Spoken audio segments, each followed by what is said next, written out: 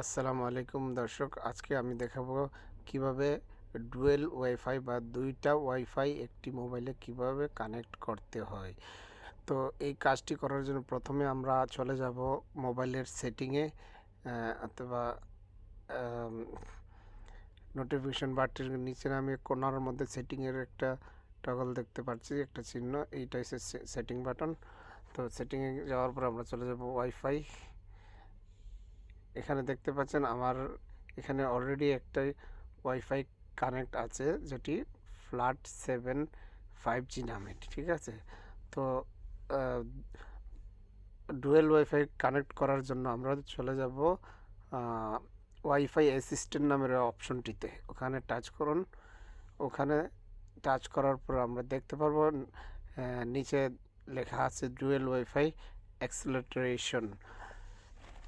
তো ওখানে ক্লিক করার পর আমরা এখন যে ওয়াইফাইটি আরও একটি ওয়াইফাই যেটি কানেক্ট করতে চাই সেটি কানেক্ট করব।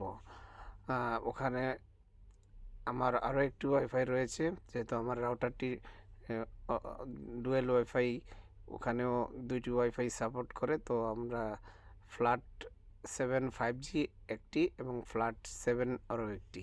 তো আমরা ফ্ল্যাট 7-এ ক্লিক করব, কিছুক্ষণ অপেক্ষা করব, ফ্ল্যাট 7 কানেক্ট হয়ে যাবে। আমরা অপেক্ষা করছি কানেকশনের জন্য।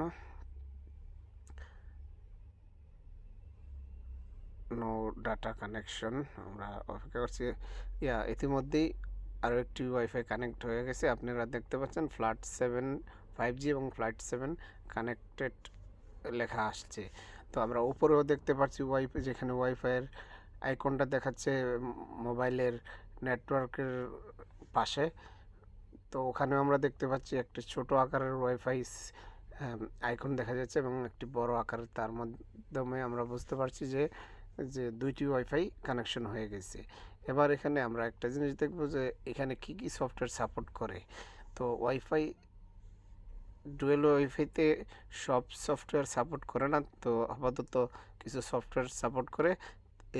সাপোর্টেড সফটওয়্যার লিস্টে গিয়ে আমরা দেখে নেব কোন কোন সফটওয়্যারটি সাপোর্ট করে। তো এখানে আমরা দেখতে পাচ্ছি কিছু সফটওয়্যার যে সাপোর্ট করে তার একটি লিস্ট। তো এছাড়াও আপনি ওয়াইফাই স্পিডও চেক করতে পারেন ইন্টারনেটের মাধ্যমে। তো আমরা ইন্টারনেটে ওয়াইফাই স্পিডটাও চেক করে নেব। ইন্টারনেট একটি ব্রাউজার, এখানে আমরা লিখব ফাস্ট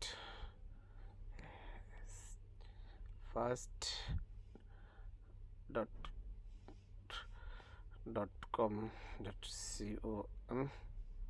ফাস্ট.com-এ আমরা দেখব ওয়াইফাই স্পিডটা কেমন। তো আমরা দেখতে পাচ্ছি 190 Mbps স্পিড দেখাচ্ছে।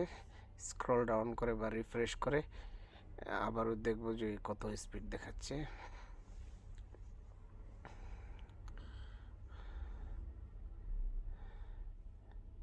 হ্যাঁ, 190 Mbps স্পিড, যেটি খুবই ভালো।